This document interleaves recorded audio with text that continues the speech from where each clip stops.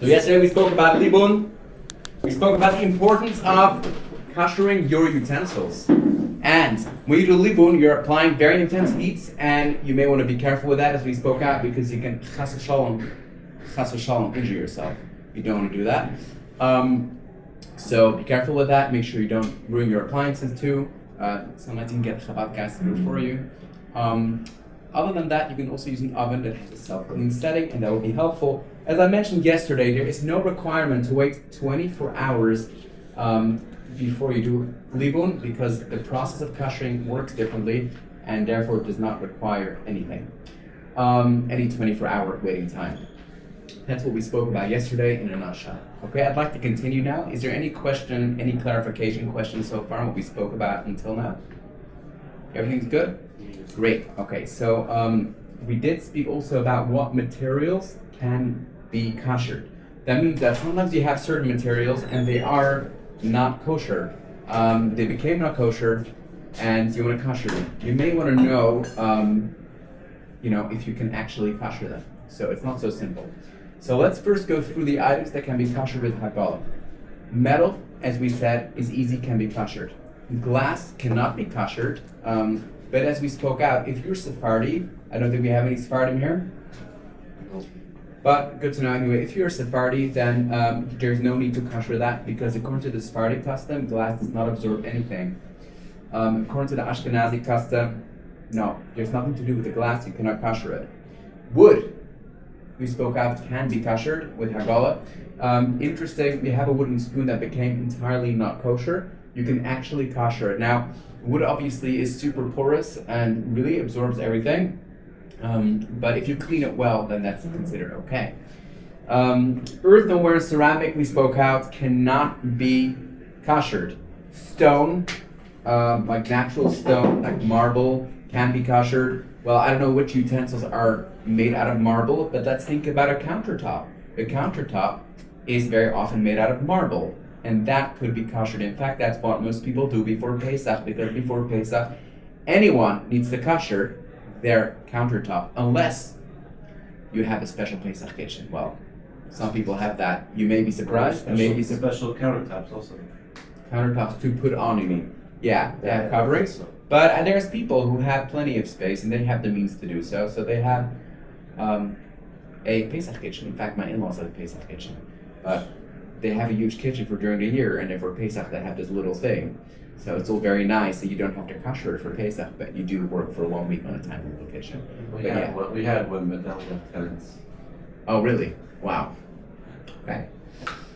In any case, so that's the stone. Plastic, silicone, and Teflon coated frying pans, like this non-stick frying pans. Well, a lot of people nowadays don't like using them anyway, because according to many people, that's not considered healthy cooking due to the chemicals that it may release. In any case, you cannot kosher them. Okay, so there's nothing you can do, and therefore, if you have a frying pan that has a non-stick layer on it, a Teflon coated layer, then there's no way you can kosher it. You cannot buy it secondhand or anything like that. Kosher it from meat to dairy, it's not going to work, and therefore these things cannot be kosher. Regarding libun, as we spoke out, those are the materials that can be kosher for hagalah. Okay. Regarding libun, everything is basically the same, besides one thing, and I think it's pretty simple, and that is that wood cannot undergo hagalah. Okay. Well, it will go on fire anyway if you take wood and do libun on it. But that is not fit for libun. But anything else like metal, as we spoke out, stone, can all have libun done to it. Okay? That is in terms of the materials that need to be kosher. Okay, so now, basically, in short, we have spoken about which materials require hagalah, which materials require and can have libun done to it. We spoke about what the process of hagalah is, and we spoke about what the process of libun is. So in theory, now that we spoke at all the theories, you should now really be able to apply any of this and go to any place and apply koshering. You guys can help other people make their kosher, make their kitchen kosher in theory. That's what you should be able to do now. Telling you now already that once we finish this module, we'll likely do a little Kahoot game. You guys like Kahoots? You know what a Kahoot game is? It's just helpful because we can review everything, and that's really helpful to make sure that you really absorb all the information, because that's essentially what you want to do. You want to walk out of this class really knowing this information. Okay, let's move on. Now what we're going to do is we're going to go through different kitchen appliances. We're going to just walk through any typical kitchen, which appliances you find, including microwaves, ovens. We spoke already a little about that. About using the stove. What do you call that in South Africa? A stove? Or you call that a hob? In the UK, we call that a hob. That's English, yeah. That's English, you know that, right? Stove. In America, we call it a stove. In English, we call that a hob. How do we call that? Hob. H-O-B. What do we call that in German? Russell Hobbs. You know what it is? You know what I'm talking about? The thing you put the pot on. The gas comes out. Herd. There we go. Nice and dead. How do we call it? Herd. Herd? Yeah. So you put the pan on the herd. Okay? And that Herd? Herd. Herd. H-E-R-T, herd. I think it was a D and then Herd. But is it like, surely there's going to be a difference between like electric one and gas one and like. In fact, there is no difference. We're going to speak that out.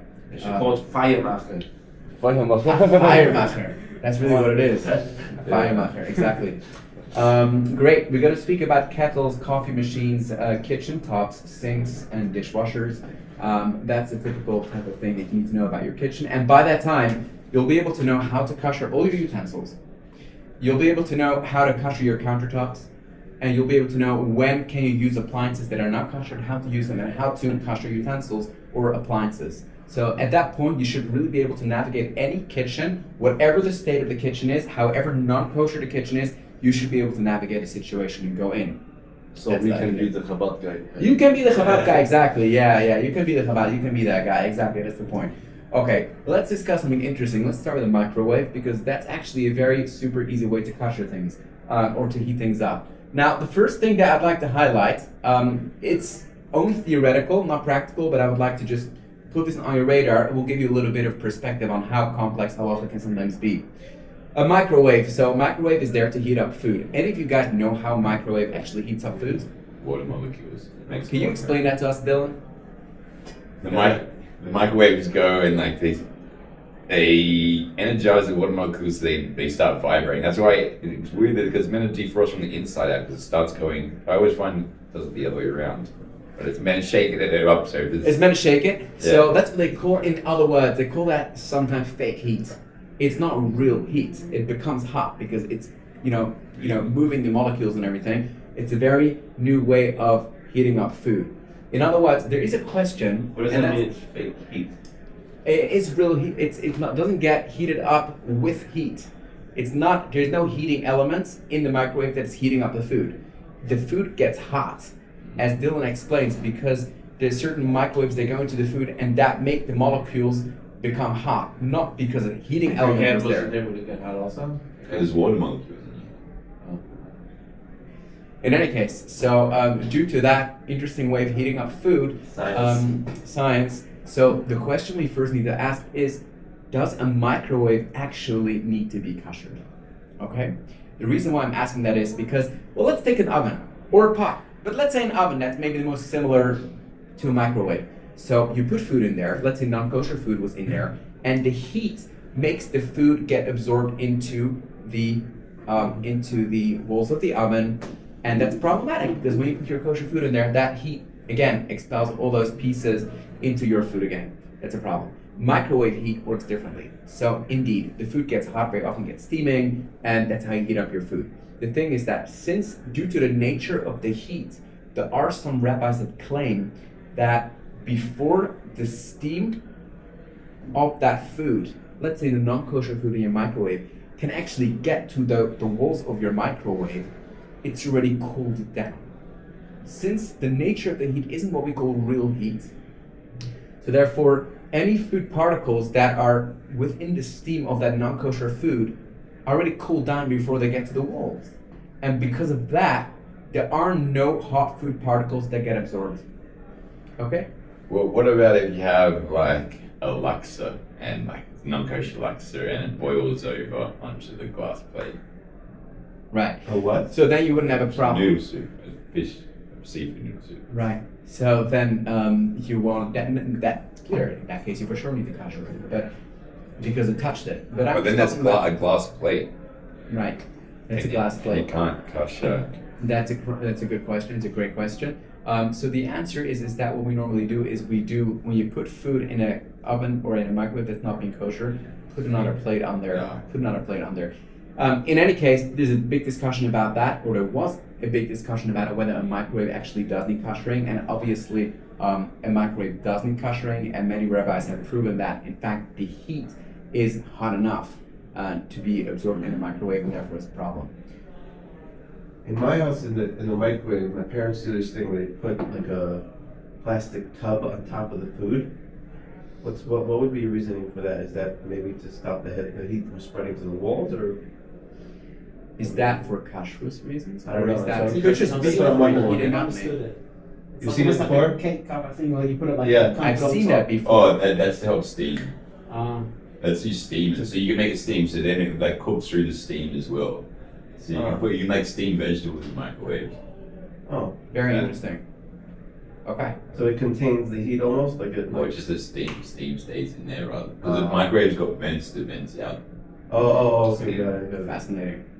In any I wasn't case, sure if it was like a kasher thing. okay. So, in any case, the microwave does need to be koshered. How do you kosher a microwave? How do you go about that? First of all, you clean the microwave thoroughly, ensuring no food residue remains. Okay, clean it properly. Okay. Now, generally, microwaves are pretty clean, but if it's not clean, make sure it's properly clean. Leave it for 24 hours. Once that's done, you kosher the microwave itself. Place a cup of water inside and run it for just a couple of minutes. Okay, a couple of minutes, and that's good enough. And then your microwave is kosher. Okay, put it in for 2-3 minutes. Okay, and then your microwave is totally kosher. A cup of Water. specific material or No. No. Okay. Put that in, and that is how you typically would kosher a microwave. Now, the challenge is that very often, if you find yourself in a non-kosher environment where other people are also using those microwaves that are not keeping kosher, so then it sometimes may be a little challenging to make sure that no one uses that microwave for 24 hours. So that's just a little bit of a problem you have to work out. I mean, I have to wait 24 hours. yeah, first you have to clean it, Yeah. then you have to wait 24 hours, And and then put it. It's a process of hagalah basically that we're applying, and therefore there's a problem. You gotta wait 24 hours, and if you have other family members that put their non-kosher food in over this 24 hours, then you have a problem. Not just non-kosher food; it should even kosher food. It should not be used. Period. For a simple reason, because even if you heat up anything kosher in there within that 24-hour period, there's a problem. Because the reason why we waited 24 hours, we spoke out, is because any absorbed food particles become stale after 24 hours. If you use the microwave within those 24 hours, you have refreshed them now. So now they have another 24 hours to go for. So therefore, it should really be that there is no use of this pot or this utensil or this microwave in this case for 24 hours at all. Okay? That is basically the halacha you need to know regarding the microwave. But as we mentioned, sometimes just the easiest and most straightforward way of heating up your food is just double wrapping it. Also in microwave. You can do that. In No, a with push tin microwave. foil. no. Now, how do you do? I don't even have a microwave in my house. I never use the microwave. I You don't. can't put tin Metal, foil in there. What? Metal's not ideal. Yeah, you can't put metal in there. So what do you put in there? I don't know. Wrap it, I don't know. You would How do you You got use like it? ceramic, the ceramic you can put like glass, what's it called? Yeah, yeah. You can put like plastic. So Yeah, everything but just not plastic. metal. Because that's, or literally, like, you can blow up your microwave. Yeah. That's It's all great. boiled egg or whatever. Hey, boy, you can make boiled eggs in there. Yeah, You you can- have to be careful. Yeah. I would advise you not to do that. Come home and be like, okay, guys, I keep kosher now. This is what kosher is? This is this is you learn there. This is called The house libun. needed to be cleansed. Yeah, this has had to be cleansed and purified for everything that has happened so far. Anyway, so exactly, guys, be careful with that. Obviously, we don't want that to happen. But in any case, double wrapping food, however you want to double wrap your food in the microwave, however you can do that. Sometimes it's just easiest. You can kasher it, but double wrapping food always is a very helpful way to get around the issues. Okay, guys, let's move on to the next thing. What about your stove? Your what's it called again? What? Herd. Yeah, Firemacher. Firemacher. Yeah. There you go. The herd. Or in Dutch we say fornuis. What? Fornuis. Like a furnace? Maybe that's where it came from. I don't know. Furnace sounds more like an oven type of thing. That's But what I'm talking about. in any case, It's all the same thing. It's all fire macher at the end of the day, whatever you call it.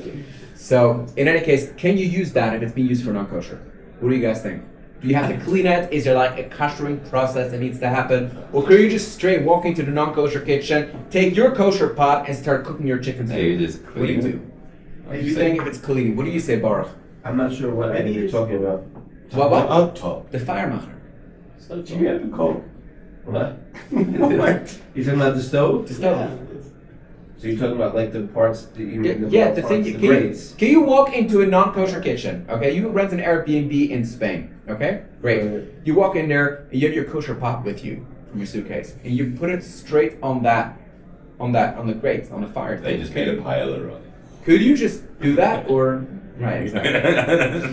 I mean, technically the food's not touching it, but it's going into the Touch. pot. Yeah, I'd say no, you can't. you can't use that.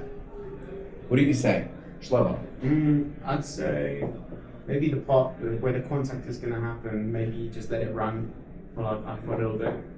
Like a hot temperature. I like that. They are definitely for Pesach. I'll do that. You can do that. Yeah. And Have a then it should be fine, but if food with foil, you can't probably eat it because it's completely not kosher.